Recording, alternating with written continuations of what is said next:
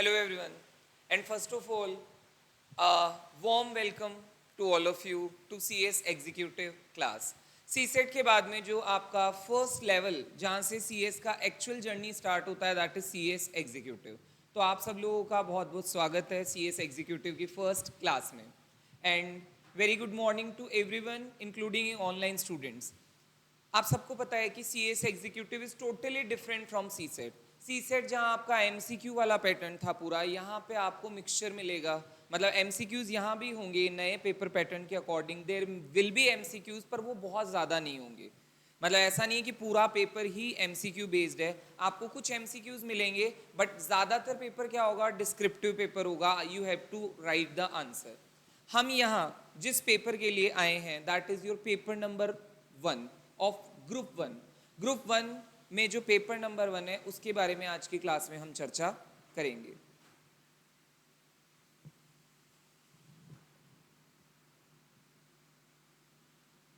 First of all ये देख लेते हैं कि हमारे पास कितने ग्रुप है. There are 2 groups. 2 ग्रुप है. 2 ग्रुप में कितने सब्जेक्ट है? 7 subjects are there. First group में आपके 4 सब्जेक्ट्स है और सेकेंड ग्रुप में आपके 3 सब्जेक्ट है. सब्जेक्ट कौन कौन से हैं फर्स्ट ग्रुप में? अगर हम CS एग्जीक्यूटिव की बात कर रहे हैं, we are talking about CS executive,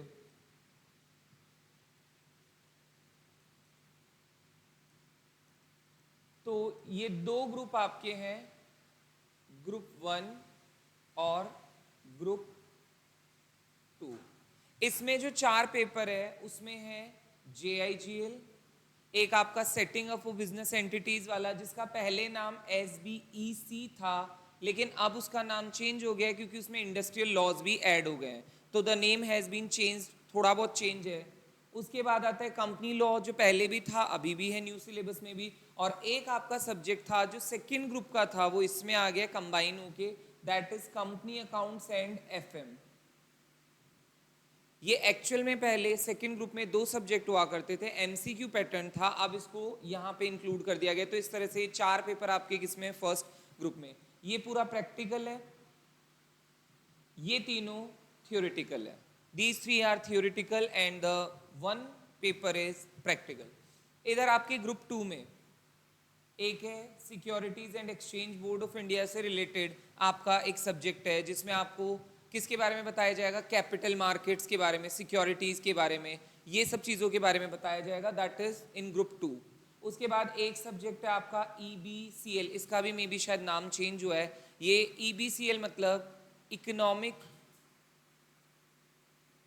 business and commercial laws. ये एक्चुअल में पहले EBCL के नाम से था, अब कुछ और नाम हुआ होगा बट सब्जेक्ट अभी भी एग्जिस्ट करता है. और एक आपका सब्जेक्ट आता है टैक्स. ये प्रैक्टिकल है, अगेन ये थियोरिटिकल है. तो इसका मतलब 7 पेपर में से प्रैक्टिकल कितने, 2, थियोरिटिकल कितने, 5. तो सबसे पहली चीज जो हमें माइंड में सेट करनी है दैट इज कि अगर CS में हमें सक्सेसफुली उसको कंप्लीट करना है तो कमांड किस पे ज्यादा होनी चाहिए, थ्योरी पे. भाई प्रैक्टिकल आपका है, मैं ये नहीं कह रहा हूँ, I am not denying this fact कि आपको प्रैक्टिकल कुछ भी नहीं मिलेगा, बट प्रैक्टिकल के साथ थ्योरी ज्यादा है.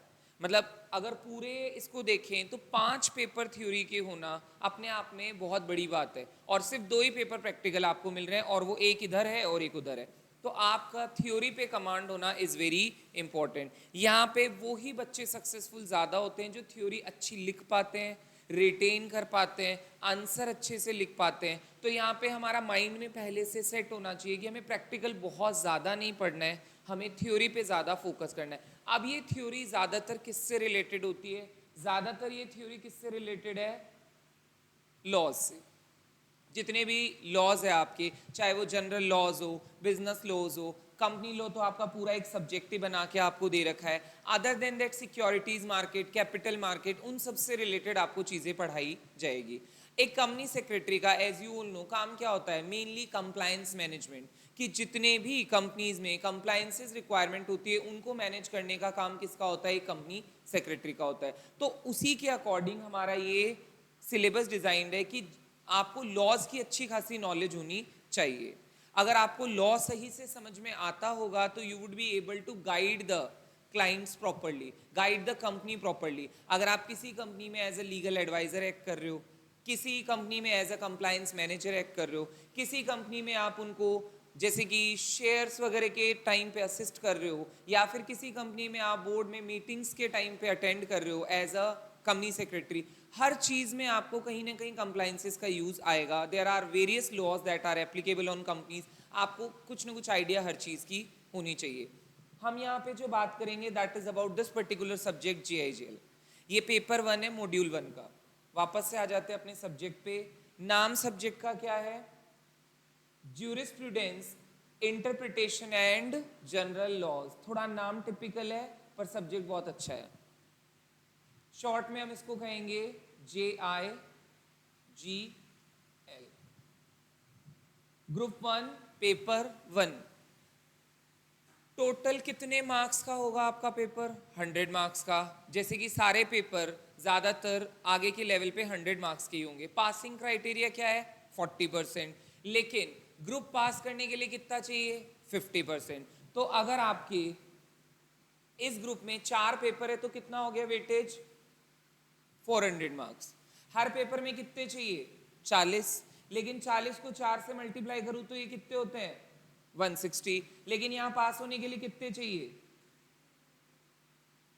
तो इसका मतलब 160 लाने से काम नहीं चलेगा। Individually you will pass every subject but group pass नहीं होगा। तो ग्रुप पास करने के लिए आपको क्या चाहिए?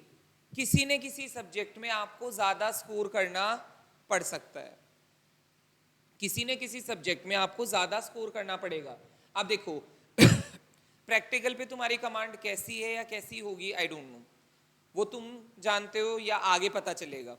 लेकिन थ्योरी में आप अच्छी खासी कमांड ला सकते हो। अगर इन थ्योरी वाले सब्जेक्ट में तुम कमांड ले आओ तो ये जो 2 सब्जेक्ट है ऊपर वाले, as per the old syllabus में भी बहुत बच्चे इन 2 सब्जेक्ट्स में एग्जेम्पशन लाते थे और एग्जेम्पशन के मार्क्स कितने होते हैं? 60 या उससे ऊपर। तो अगर आप इनमें एग्जेम्पशन ले आते हो 2 सब्जेक्ट में तो बाकी में आपको 40 भी लाने से काम चल जाएगा। तो यहाँ पे ये ही आपको डिसाइड पहले करना होता है कि जब आप पढ़ना शुरू करेंगे तो there might be some subject जिसमें आपका इंटरेस्ट ज़्यादा होगा और वो आपको ऐसा लगेगा कि इसमें मैं बहुत अच्छा परफॉर्म कर सकता हूँ, तो वो आप चूज कर लो पहले ही और उसमें एग्जामिशन का टारगेट रखो। जो थोड़ा कम समझ में आता है, मतलब कम इन द सेंस कि जिसमें आपको लगता है कि नहीं यार मैं इतना ज़्यादा अच्छा नहीं कर पाऊंगा, तो वहाँ पे आपको लगता है कि ठीक है यार मैं एटलीस्ट 50 का तो ट्राई करूंगा, पर 50 भी नहीं आएंगे तो पासिंग तो आ ही जाएंगे। तो आपको ये सब्जेक्ट चूज पहले कर लेने होते हैं। अब पहले मतलब आज की डेट में नहीं, जैसे ही आपका सिलेबस थोड़ा आगे बढ़ेगा आपको समझ में आना शुरू हो जाएगा कि किस में हमारा पर्सनली इंटरेस्ट ज़्यादा है और किस में हमें ज़्यादा कमांड लग रहा है, तो वो ही सब्जेक्ट आप चूज करें और उसी की हम एग्जामिशन की तैयारी शुरू कर दें। मैं सजेस्ट करूंगा ये ऊपर के 2 सब्जेक्ट अगर थ्योरी अच्छी है तो इन 2 सब्जेक्ट में आराम से एग्जामिशन लाई जा सकती है। अभी फर्स्ट क्लास आपकी SBC की थी है ना, और ये सेकेंड क्लास है JIGL की। ये दोनों ही पेपर बहुत अच्छे हैं, आराम से बच्चे इसमें, मतलब पास्ट ट्रेंड के अकॉर्डिंग बता रहा हूँ, जो भी पहले भी CS कर रहे होते थे बच्चे उनके लिए ये एग्जामिशन वाले सब्जेक्ट माने जाते थे। लाने को कंपनी लॉ में भी ला सकते हो, ऐसा मैं मना नहीं कर रहा हूँ, लेकिन फिर भी इतना रिकॉर्ड ऐसा सच रहा नहीं है जितना इन 2 सब्जेक्ट्स का है। तो इसका मतलब आप अपने हिसाब से चूज कर सकते हो कि which subject I am good, तो आप उसके अकॉर्डिंग देखें कि मुझे क्या आगे करना है, कौन से में एग्जामिशन का टारगेट रखना है। Again coming to our subject, this is jurisprudence, interpretation and general laws. This subject will be taken by me. As you all know हम पहले भी मिल चुके हैं CSET में, बट फिर भी एक फॉर्मल इंट्रोडक्शन दे देता हूँ। My name is Chandan Sharma, I am a company secretary by profession, I have also done this course, और 2016 में I have done this thing.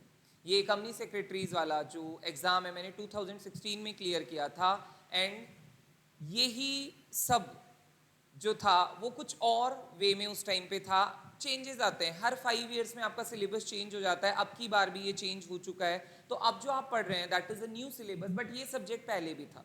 This subject is included in the earlier syllabus as well. हमारा जो approach क्या रहेगा पढ़ने का वो मैं पहले बता देता हूँ। हम क्या करेंगे, क्लास में जितना हो सकेगा मैक्सिमम कॉन्सेप्ट क्लियरेंस पे ध्यान देंगे। अदर देन दैट आपको जो अपने एंड पे करना है दैट इज राइटिंग प्रैक्टिस। जैसे ही कोई भी चैप्टर कंप्लीट होता है हम उसके क्वेश्चंस डिस्कस करेंगे, then you have to do writing practice because the most important thing here is the writing. अगर आप राइटिंग में एक्सपर्ट नहीं हो, बहुत अच्छा नहीं लिख पाते हो, तो स्कोर करना थोड़ा सा डिफिकल्ट हो जाता है। और जो बच्चे पढ़ने के साथ साथ राइटिंग प्रैक्टिस की अच्छी खासी वो प्रैक्टिस कर रहे होते हैं, उनके लिए कोई बड़ी बात नहीं होती। 60 marks is not a big deal. लाने को आप 65 70 भी ला सकते हो, पर मैंने आपको 60 ही बोला है एग्जामिशन के लिए। और एग्जामिशन का आप समझते ही हो, अगर मान लो ग्रुप फेल भी होता है तो एग्जामिशन अगर आपकी है तो आपको वो पेपर दोबारा नहीं देना पड़ता। तो if you get an examination in one of the subjects of group 1, तो इसका मतलब एक सब्जेक्ट में एग्जामिशन है, बाकी मान लो किसी रीजन से ग्रुप फेल हो गया, मान लीजिए किसी रीजन से आप पूरा ग्रुप पास नहीं कर पाए, तो आपको अब 3 ही पेपर देने पड़ेंगे, वो चौथा पेपर आपको देना नहीं पड़ेगा। तो ये भी आपका बेनिफिट है। तो कम से कम 1 या 2 सब्जेक्ट आपको ऐसे चूज कर लेने चाहिए जिसमें आप एग्जामिशन ला सकते हो, जिससे कि अगर मान लो बाय चांस अनफॉर्चुनेटली हमारा ग्रुप भी क्लियर नहीं होता, तो एटलीस्ट वो सब्जेक्ट हमें दोबारा नहीं पढ़ना पड़ेगा। सब्जेक्ट में 3 पार्ट्स में हम इसको डिवाइड कर सकते हैं, जैसे कि jurisprudence, interpretation and general law. जैसे इन्होंने 3 नाम दिए, वही 3 पार्ट है। एज सच कोई पार्ट्स में डिवीजन नहीं है, ये पूरा एक ही सिलेबस और पूरा 100 मार्क्स का पेपर है, कोई सेक्शंस इसमें नहीं है। अदर सब्जेक्ट्स में यू मे फाइंड सेक्शंस, अलग अलग सेक्शंस में डिवाइड होता है कि कोई 30 मार्क्स का पोर्शन है, कोई 70 का है, 60-40 हो सकता है, लेकिन यहाँ पे कोई सेक्शंस में डिवीजन नहीं है। कंप्लीट सब्जेक्ट ही आपका कितने मार्क्स का है? 100 मार्क्स का। टोटल चैप्टर्स यहाँ पे आपको 18 दिए गए हैं, और ऐसा कोई ब्लूप्रिंट आपको नहीं मिलता है कि कौन से चैप्टर में से कितने क्वेश्चन आएंगे। तो मतलब कहीं से कुछ भी पूछा जा सकता है, you have to do the whole syllabus. Laws ही ये सारे, कुछ अलग इसमें पढ़ाया नहीं गया है। क्या क्या चीजें इसमें दी गई है वो मैं बता देता हूँ। सबसे पहले तो ये जो वर्ड है ना, this is very important, jurisprudence. क्या होता है ज्यूरिस्प्रूडेंस का मतलब? Have you heard this word before? सुना है पहले? नहीं, किसी ने नहीं सुना होता। आज तक का रिकॉर्ड है, कोई बच्चा ये नहीं बोलता कि मैंने ये वर्ड पहले सुन रखा है, क्योंकि है ही वर्ड ऐसा जो हम कभी शायद सोच ही नहीं सकते कि ऐसे भी वर्ड्स होते होंगे, एग्जिस्ट करते होंगे। देखो, ज्यूरिस एंड प्रूडेंस, ये 2 वर्ड का कॉम्बिनेशन है। ज्यूरिस मतलब लॉ एंड प्रूडेंस मतलब नॉलेज। तो ये बेसिकली क्या है? लॉ की नॉलेज। लेकिन लॉ की कौन सी नॉलेज, कैसी नॉलेज? अब हम एक बार थोड़ा सा इसको इलेबोरेट करते हैं। जैसे सपोज करो तुम क्या बनने वाले हो? Company secretary. क्या बनने वाले हो? Company secretary.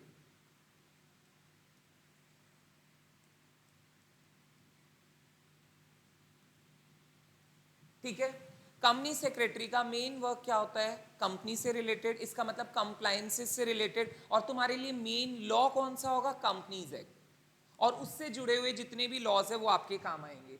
तो मेन लॉ आपके लिए क्या है? कंपनी लॉ, और उसका एक्ट बना हुआ है कंपनीज एक्ट 2013। ये आपका मेन अगर बोले तो रेगुलेटरी फ्रेमवर्क जो आपके आगे तक काम आएगा। इसमें आप बनने वाले हो स्पेशलिस्ट। क्या बनने वाले हो?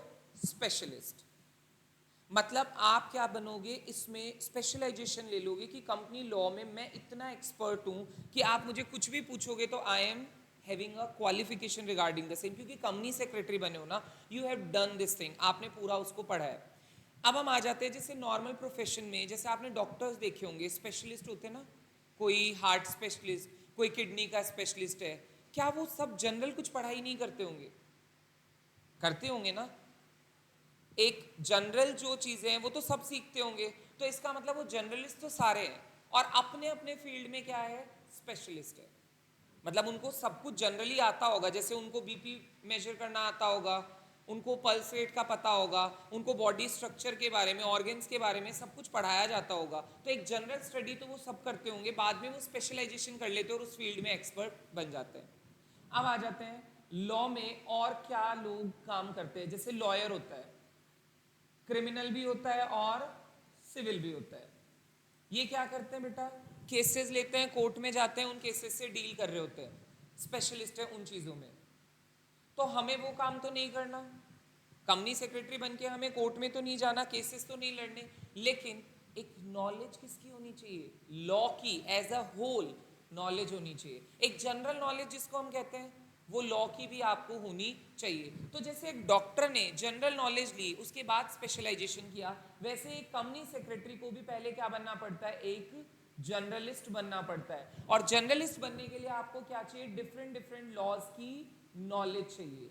क्या चाहिए, डिफरेंट डिफरेंट लॉज की नॉलेज चाहिए। और इसी के लिए हम क्या पढ़ते हैं, ज्यूरिस्प्रूडेंस पढ़ रहे हैं। Jurisprudence is the knowledge of law in a general sense. हम किसी एक्ट की बात नहीं कर रहे हैं यहाँ पे। ज्यूरिस्प्रूडेंस की कोई रिजिड बाउंड्रीज नहीं होती। मतलब एक एक्ट होता है वो लिमिटेड होता है, मतलब इतने सेक्शंस है, इतने प्रोविजंस है, ये ही पढ़ना है और कुछ नहीं पढ़ना। लेकिन अगर ज्यूरिस्प्रूडेंस बोले तो ये कहता है कि लॉ को जनरल सेंस में पढ़ो, there are no rigid boundaries.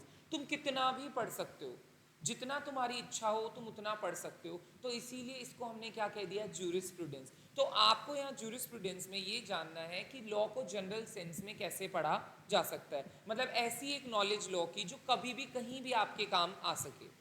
मतलब अगर आप लाइफ में उसको यूज करना चाहो तो कभी भी आप यूज कर सको। तो that is the word jurisprudence. मतलब समझ में आ गया ज्यूरिस्प्रूडेंस का।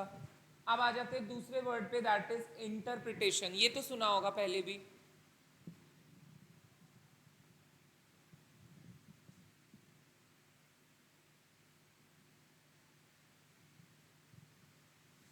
हाँ बोलो, इंटरप्रिटेशन सुना है?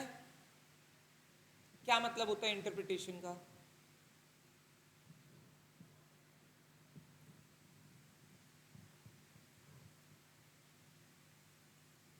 किसी चीज को दूसरे को समझाना, इंटरप्रेट करना है। इंटरप्रेट करना मतलब समझना या समझाना किसी चीज को। इसमें हम किसका पढ़ेंगे, इंटरप्रिटेशन, लॉ का। लॉ की लैंग्वेज सिंपल बिल्कुल भी नहीं होती है। लॉ की लैंग्वेज थोड़ी टिपिकल होती है, क्योंकि इसमें लैटिन फ्रेजेस, तुमने लीगल एप्टीट्यूड पढ़ा होगा ना, उसमें बहुत सारे लैटिन फ्रेजेस भी होते हैं और वो इतने आसान नहीं होते हैं समझने। तो लॉ को इंटरप्रेट करना भी एक बहुत बड़ी चीज है। अब ये इंटरप्रिटेशन क्या चीज होती है, इसको थोड़ा सा हम समझते हैं कि व्हाट इज इंटरप्रिटेशन। दूसरा वर्ड जो हमारा है दैट इज इंटरप्रिटेशन। इंटरप्रिटेशन का मतलब क्या होता है, इंटरप्रिटेशन मतलब किसी चीज को समझना या समझाना। लॉ है तुम्हारे सामने, तुम्हारे सामने क्या है, लॉ है, जिसमें बहुत सारे एक्ट बने हुए हैं। उस एक्ट को क्या करना है, अंडरस्टैंड करना है। क्यों अंडरस्टैंड करना है, क्योंकि उसके बेसिस पे हमें क्या लेने हैं, डिसीजंस लेने हैं कि क्या सही है क्या गलत है। बीएसटी पढ़ के आए हो सब, है ना, 12th तक बीएसटी पढ़ते हो। बीएसटी में हम क्या पढ़ते हैं, मैनेजमेंट पढ़ते हैं। मैनेजमेंट में आप क्या कहते हो कि डिसीजन कैसे लिया जाता है। डिसीजन लेने के लिए आपको सब कुछ देखना पड़ता है, then you need to decide कि क्या सही है और क्या गलत है। Same is with law. Law में भी सारे प्रोविजंस आपको देखने पड़ेंगे और उसको डिसाइड करना पड़ेगा कि क्या करना चाहिए और क्या नहीं करना चाहिए। तो इसके लिए इंटरप्रिटेशन इज वेरी इंपॉर्टेंट। सबसे अच्छा लॉ का इंटरप्रिटेशन जो करता है वो कौन करता है, एक होता है लॉ मेकर, जिसको हम कहते हैं लेजिस्लेटिव बॉडीज। पढ़ी थी बेटा, कॉन्स्टिट्यूशन चैप्टर पढ़ा था सी सेट में, तब लेजिस्लेटिव बॉडीज के बारे में पढ़ा होगा। 3 तरह की बॉडीज होती है हमारी, लेजिस्लेटिव, एग्जीक्यूटिव और जुडिशरी।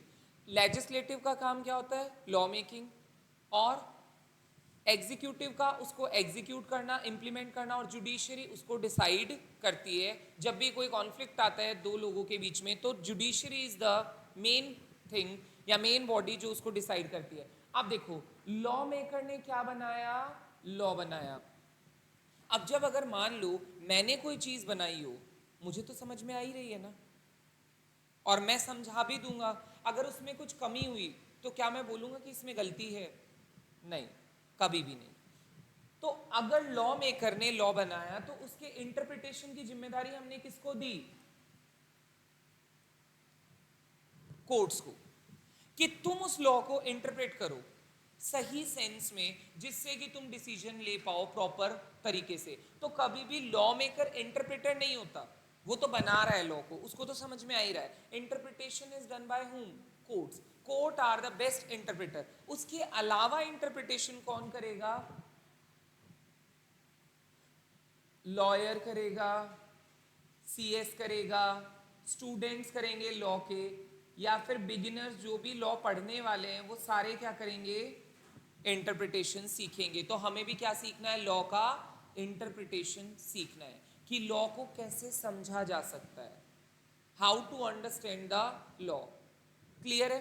तो दो वर्ड समझ में आ गए। ज्यूरिस्प्रूडेंस का मतलब लॉ की जनरल नॉलेज, अगर इंटरप्रिटेशन बोले तो लॉ की अंडरस्टैंडिंग कैसे डेवलप की जा सकती है।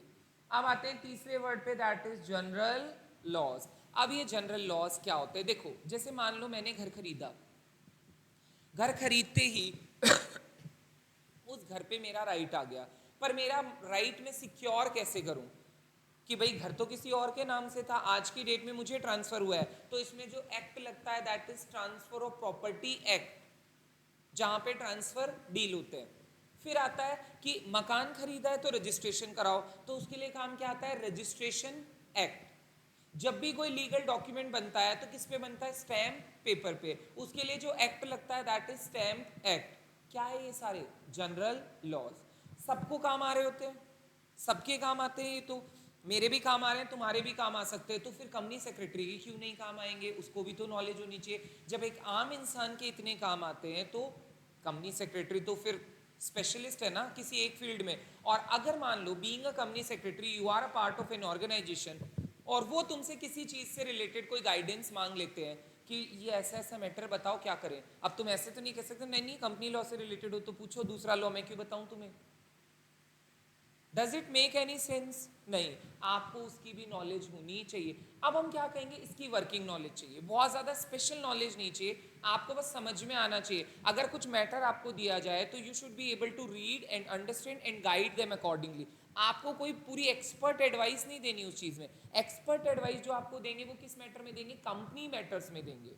एक्सपर्ट एडवाइस तो आप कंपनी लॉ या उससे रिलेटेड मैटर्स में देंगे, लेकिन जिन चीजों में जनरल एडवाइस की रिक्वायरमेंट हो तो आप मना तो नहीं कर सकते कंपनी को। और मना करना आपके लिए क्वेश्चन मार्क है, पढ़ के कहां से आए हो फिर, मतलब लॉ में तुमने सीधे कंपनी लॉ पढ़ लिया और तुम्हें लॉ समझ में ही नहीं आता, हाउ इज इट पॉसिबल। इसका मतलब तुम्हें लॉ की एक नॉलेज प्रॉपर होनी चाहिए, जनरल लॉज भी समझ में आने चाहिए। तो सब्जेक्ट के तीनों पार्ट क्लियर है, समझ में आ गया कि सब्जेक्ट क्या है, हमें लॉ की जनरल नॉलेज लेनी है, लॉ को समझने का तरीका क्या है वो समझना है, और यहाँ पे कुछ जनरल लॉज दिए हुए हैं जो हमें समझने पड़ेंगे। अब एक बार लिस्ट ऑफ चैप्टर्स देख लेते हैं कि कौन कौन से चैप्टर्स यहाँ पे आपको दिए गए हैं।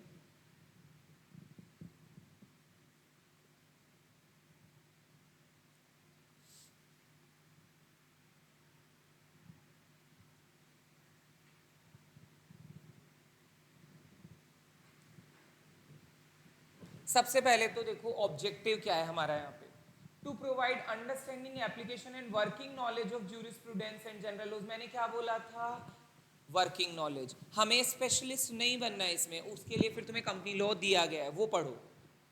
टू इनकलकेट इंटरप्रिटेशनल स्किल, और साथ ही साथ हम इंटरप्रिटेशनल स्किल्स भी तुम में डालना चाहते हैं, and teach the manner of reading law, और लॉ पढ़ते कैसे वो तुम्हें बताना चाहते हैं। तो दो तीन पर्पस आपको जो मैंने बताए थे वो यहाँ पे दिए गए कि जनरल लॉज का आइडिया और प्लस वर्किंग नॉलेज किसकी, ज्यूरिस्प्रूडेंस की, और रीडिंग ऑफ लॉ कैसे की जाती है उसका आइडिया तुम्हें।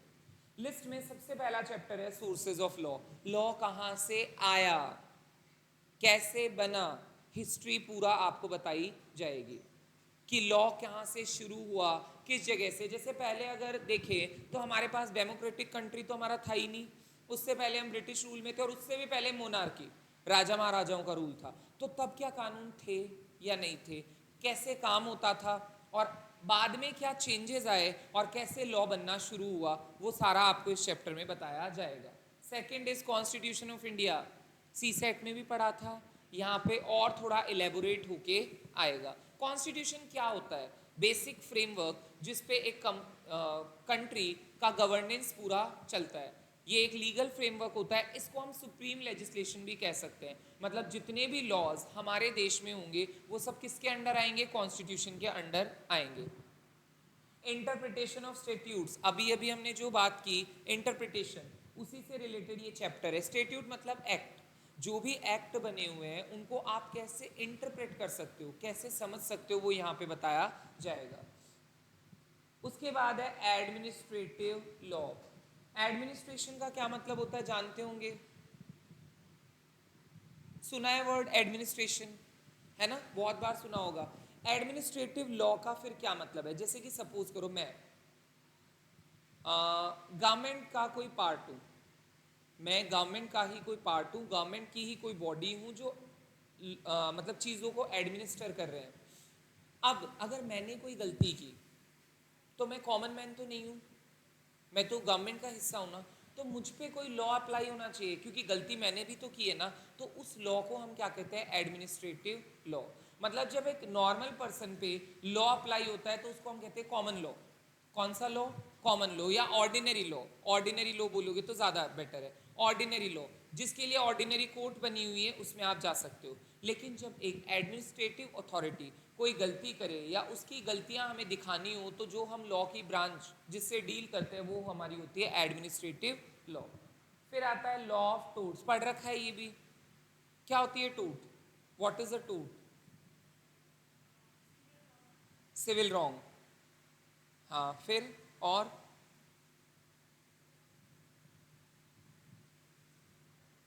It is a civil wrong. और क्या मिलता है इसमें आपको? मतलब अगर केस करते हैं तो what do you get? Remedies. किस तरह की रेमेडीज?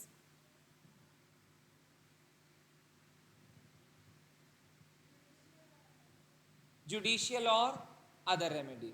लेकिन अगर मान लो कोई एग्जाम्पल दो टोट का, any example of your choice कि ये टोट है।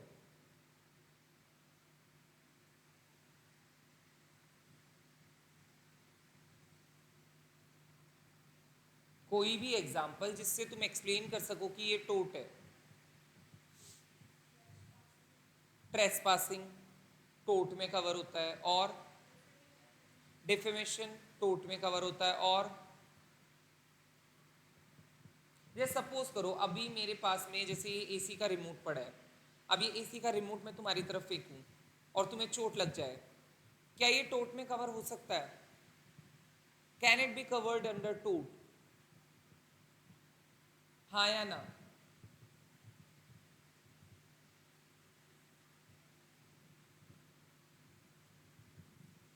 यस। क्या मांगोगे तुम मुझसे? क्या मुझे जेल भेज दोगे इस चीज के लिए? नहीं ना। क्या मांगोगे?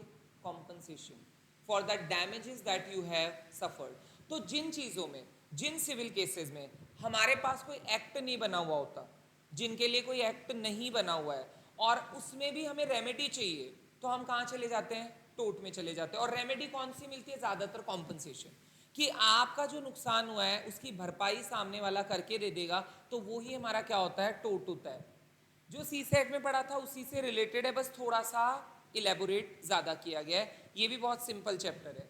उसके बाद आता है law related to civil procedure. जितने भी सिविल केसेस होते हैं, टोट भी इसमें ही आ जाएगा। उसका प्रोसीजर क्या रहता है? How they are run in courts. Courts कैसे कैसे लेवल होते हैं कोर्ट के सिविल के, कैसे केस फाइल होता है, केस फाइल करने वाले को क्या कहते हैं, जिस पे फाइल होता है उसका क्या नाम होता है, प्रोसीडिंग कैसे चलती है, ये सारा आपको बताया जाएगा सीपीसी में। फिर आता है law relating to crime and its procedure. Crime और उसके प्रोसीजर से रिलेटेड लॉ।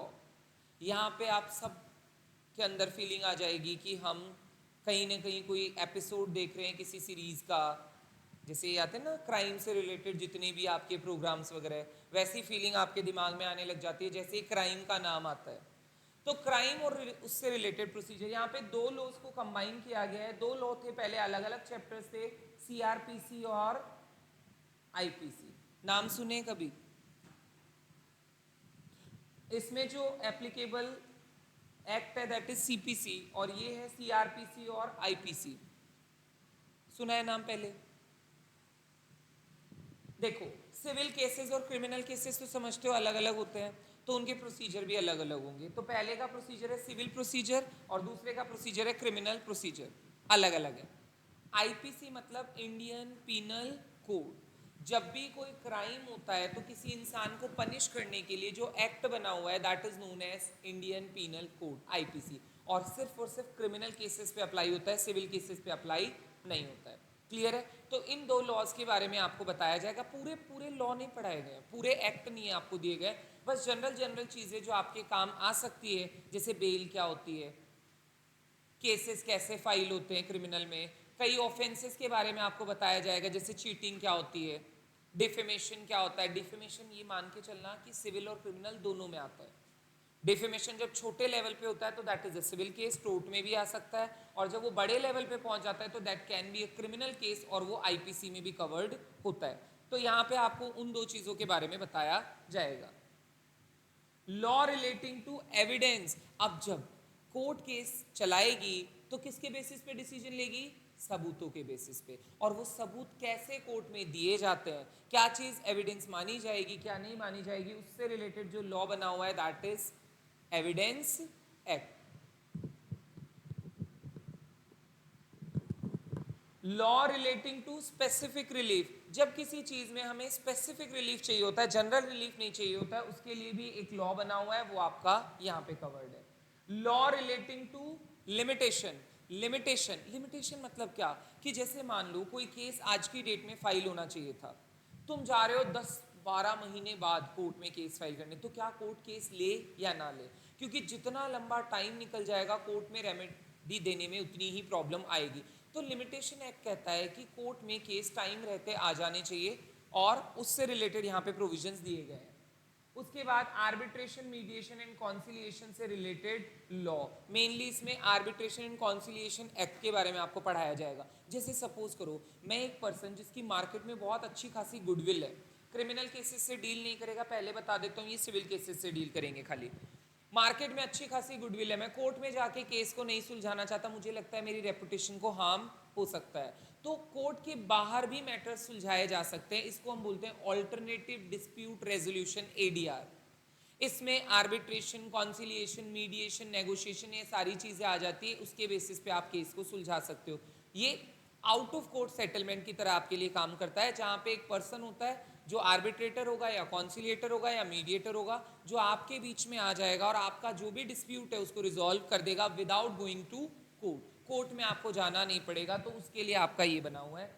उसके बाद इंडियन स्टैंप लॉ, अभी अभी मैंने बताया था स्टैंप पेपर, स्टैंप ड्यूटी, उससे रिलेटेड आपका लॉ है।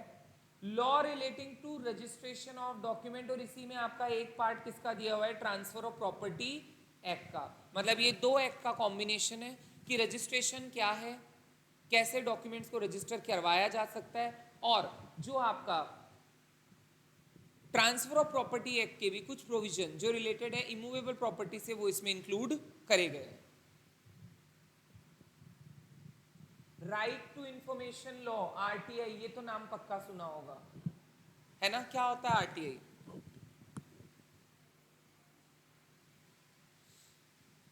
मतलब मैं किससे इंफॉर्मेशन ले सकता हूं? गवर्नमेंट की जितनी भी अथॉरिटीज है, मतलब जितनी भी पब्लिक अथॉरिटीज है, उससे इंफॉर्मेशन लेने का राइट होता है। किसको मिलता है? सारे सिटीजन को। जितने भी सिटीजन है इंडिया के, उनको सबको ये राइट मिलेगा कि वो गवर्नमेंट से इंफॉर्मेशन मांग सकते हैं किसी भी मैटर में। Law relating to information technology, that is IT act 2000। बहुत छोटा सा अच्छा एक्ट है, जिसमें आपको बताया गया है कि कैसे आईटी ने हमारी दुनिया बदल दी है। मतलब ये एक्ट आने के बाद से आपका सब कुछ डिजिटल कन्वर्ट हुआ है। उससे पहले कोई लीगल रिकॉग्निशन नहीं थी, चीज़ें होती थी ऑनलाइन पर इस तरह से लीगली रिकॉग्नाइज्ड नहीं थी, लेकिन इसने क्या दे दी? लीगल रिकॉग्निशन दे दी हर एक उस चीज़ को जो ऑनलाइन में भी करी जाती है। और आज की डेट में हम सब ऑनलाइन यूज़ कर रहे हैं सब कुछ, Paytm, PhonePe, digital payments, net banking, UPI, जो कभी कभी सोचा ही नहीं था ऐसी भी पॉसिबिलिटी हो सकती थी। बैंक के ऑपरेशन सारे ऑनलाइन होने लग गए हैं, तो सारी चीज़ें, फॉर्म फाइलिंग, लाइसेंसेज, ये सारी चीज़ें ऑनलाइन हो रही है जस्ट बिकॉज ऑफ आईटी। फिर उसके बाद आता है कॉन्ट्रैक्ट लॉ। कॉन्ट्रैक्ट एक्ट पढ़ा था सीसेट में। क्या होता है कॉन्ट्रैक्ट? अगर एक बेसिक सी डेफिनेशन बोलें कॉन्ट्रैक्ट की, तो क्या है contract? Agreement enforceable by law. और एग्रीमेंट मतलब ऑफर प्लस एक्सेप्टेंस, तो क्या बनेगा? Agreement. Agreement when enforceable by law it becomes contract. बहुत ही सिंपल सा कॉन्सेप्ट है वैसे, लेकिन यहाँ पे पूरा डिटेल प्रोविजन आपको उसके दे रखे। और इस पे इतना फोकस क्यों किया गया? क्योंकि कॉन्ट्रैक्ट एक ऐसी चीज़ है जो हर कोई किसी से बना रहा होता है, हर कंपनी में कॉन्ट्रैक्ट चल रहे होते हैं, तो इसके पूरे आपको प्रोविजन जितने भी हैं जो आपके काम आ सकते हैं वो यहाँ पे बताए गए हैं। उसके बाद है law relating to sale of goods. Goods को जब सेल करेंगे तो जैसे इमूवेबल प्रॉपर्टी के लिए तो आपका ट्रांसफर ऑफ प्रॉपर्टी एक्ट काम आता है, लेकिन मूवेबल प्रॉपर्टी के लिए आपका कौन सा एक्ट काम में आता है? Sale of goods act. उसके बाद है law relating to negotiable instrument. Last chapter आपका, मतलब टोटल 18 चैप्टर्स में से लास्ट चैप्टर है law relating to negotiable instrument. क्या होते हैं नेगोशिएबल इंस्ट्रूमेंट? सुना है कभी? क्या मतलब? चेक क्या है? Negotiable instrument. Bill of exchange, promissory note, ये सब क्या है? Negotiable instrument. तो मेनली यही तीन के बारे में इसमें बताया जाएगा, cheque, bill of exchange, promissory note. इस चीज से जो डील करेगा वो एक्ट आपका कौन सा है?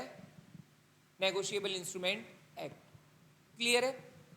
इतनी हमने बातें करी।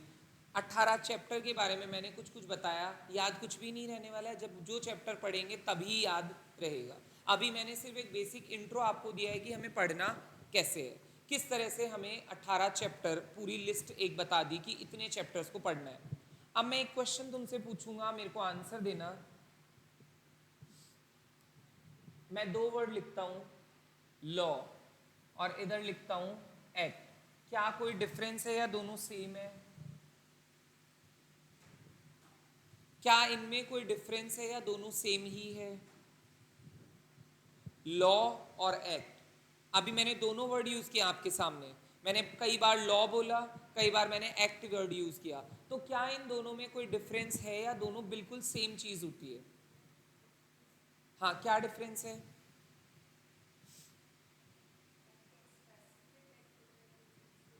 हाँ, कुछ भी हो सकता है। तो इसका मतलब लॉ क्या है? ब्रॉड सेंस में कहा जाता है, और एक्ट को हम क्या बोल सकते हैं? नैरो सेंस में। लॉ मतलब जनरल चीज और एक्ट मतलब स्पेसिफिक चीज। सारे एक्ट लॉ है, राइट? सारे एक्ट में लॉज ही तो लिखे हैं, तो इसका मतलब इंक्लूड्स एवरी एक्ट। इसमें सारे एक्ट इंक्लूड हो जाते हैं, है ना? जितने भी एक्ट है वो किसका पार्ट है? लॉ का ही तो पार्ट है। तो लॉ क्या है? एक ब्रॉड सेंस है, एक्ट स्पेसिफिक हो जाता है। पर मैं ये कह सकता हूं कि एक एक्ट में सारे लॉ आ जाते हैं? नहीं। तो इसका मतलब does not cover all laws. सारे लॉज इसमें कवर नहीं होते हैं, ये मान के चलना तुम। एक एक्ट किसी एक पर्टिकुलर चीज से रिलेटेड बना हो सकता है, तो उसमें एक दो चार चीजें हो सकती है, उससे ज्यादा कुछ भी नहीं होगा। पर लॉ बोले तो सारे एक्ट उसके अंदर कवर हो जाएंगे। क्लियर है? अब एक एक्ट में होता क्या है, एक एक्ट क्यों बनाया जाता है, कैसे बनता है, इसको थोड़ा सा समझेंगे। एक्ट मतलब कि जैसे सपोज करो आज की डेट में मुझे कोई काम जो चल रहा है उसके रिलेटेड एक फ्रेमवर्क बनाना है, लीगल फ्रेमवर्क। क्या बनाना है? लीगल फ्रेमवर्क, कि ऐसे ही ये काम होना चाहिए। ऐसे तो मेरी बात कौन मानेगा? अगर मान लो हम एकदम जनरल लाइफ एग्जांपल लेते हैं, आप जैसे रोड्स पे जा रहे हो, ड्राइव कर रहे हो, सीट बेल्ट लगाना है, हेलमेट लगाना है ना? और रेड सिग्नल पे रुकना है, ग्रीन होने पे चलना है, ये सब क्यों क्यों फॉलो कर रहे हो? लॉ बना हुआ है, कानून बना हुआ है। तो इसका मतलब सोसाइटी को प्रॉपरली चलाने के लिए, एक ऑर्डरली स्टेट मेंटेन करने के लिए आपको क्या चाहिए होता है? लॉ चाहिए होता है। तो ऐसे ही किसी भी काम को करने के लिए आपको लॉ बनाने पड़ते हैं। लॉ को बनाने का प्रोसीजर होता है बिल मेकिंग प्रोसेस, जो पार्लियामेंट में चलता है, स्टेट लेजिस्लेचर में चलता है, और वो क्या करते हैं? उससे एक्ट बना के लाते हैं। अब एक एक्ट के अंदर क्या होता है? एक्ट के अंदर होते हैं प्रोविजंस। क्या होते हैं? Provisions of law. किसी भी लॉ के प्रोविजंस इसमें लिख दिए जाते हैं। अब इन प्रोविजंस को कैसे इंक्लूड किया जाता है एक एक्ट में? एक्ट तो बहुत बड़ा होता है, तो हम क्या करते हैं? बड़े एक्ट को किस में डिवाइड कर देते हैं? चैप्टर्स में। क्या कर देते हैं? चैप्टर्स में उसको डिवाइड कर देते हैं। ठीक है?